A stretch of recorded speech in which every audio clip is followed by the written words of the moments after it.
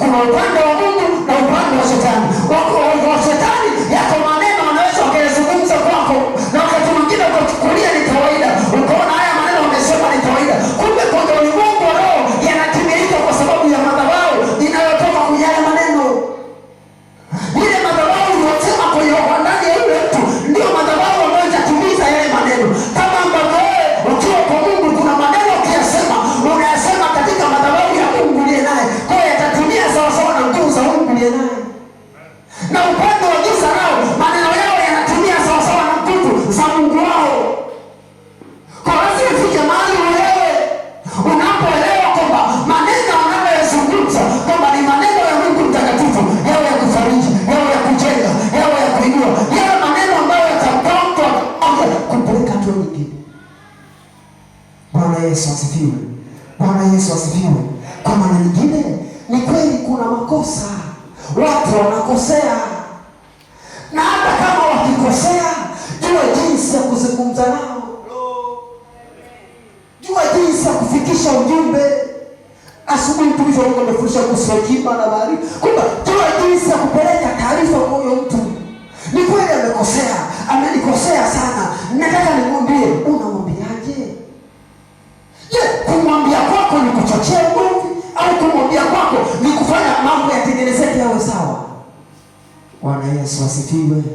Bwana Yesu asifiwe.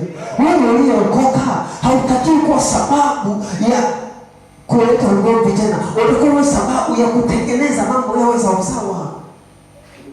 Kwa maneno unayoyazungumza na mtu, maneno unayoongea na mtu, hakikisha kwamba yawe sababu ya Mungu kutukuzwa. Ninachotamani mchana wa leo na ombi langu mchana wa leo, maneno yetu yakolee Mungu, yawe sababu ya Mungu kuinuliwa, yawe sababu ya Mungu kutukuzwa, yawe sababu ya Mungu kusifiwa, yasiwe sababu ya manunguniko kwa watu. Hapana, yawe sababu ya Mungu kupewa sifa. Wakisikia waseme Oscar amesema neno, hili neno la Oscar kuja tulifanyie kazi, au fulani amesema neno, hili neno la fulani kuja tulifanyie kazi, kwa sababu aliyezungumza amejaa nguvu za Mungu, amejaa mamlaka ya Mungu. Kwa neno lake linatumia kwa sababu ya ule uwezo wa nguvu za Mungu ulioko ndani yake. Kwa yatumii vipi? Ni kwa sababu ya nguvu za Mungu zilizoko ndani yako. Na hadi maneno yako wapo wanatamani kupiga story na wewe. Yaani kisekana hata dada, yaani ukikaa mwenzako anatamani kuongea na wewe.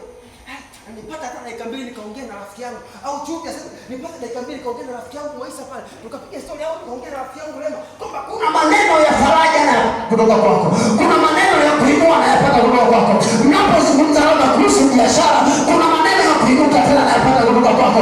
Unapozungumza kuhusu uchumi, kuna maneno ya kutia moyo anayapata kutoka kwako. Unapozungumza kuhusu familia, kuna maneno ya kuinuka anayapata kutoka kwako.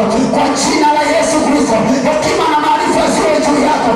Sababu ya maneno yaliyokolea Mungu, sababu ya maneno ya watu kuinuka tena. Mtu anapokusikia asikie raha kukusikiliza. Ndio kitu ambacho Mungu ametuachia hicho.